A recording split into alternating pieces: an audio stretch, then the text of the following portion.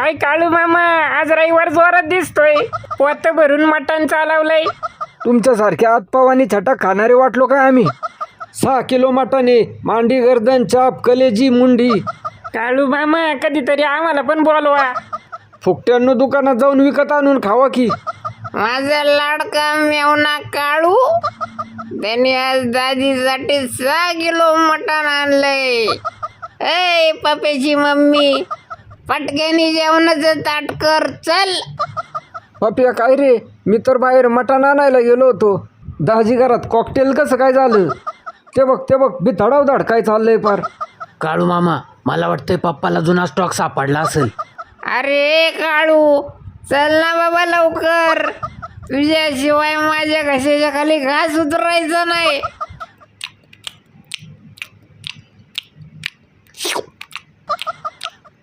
ते बघ मटण पार ताटाच्या बाहेर सांडायला लागले. पप्या, दाजींचं आज लय माझ्यावरनं प्रेम होतो चाललेलं. बसतो बाबा दाजीसोबत जेवाय. चुकून त्यांची उतरली तर मटणासोबत शिव्या पण खायला लागतील मला. दाजी 6 किलो मटणे, कमी पडलं तर मागून खावा.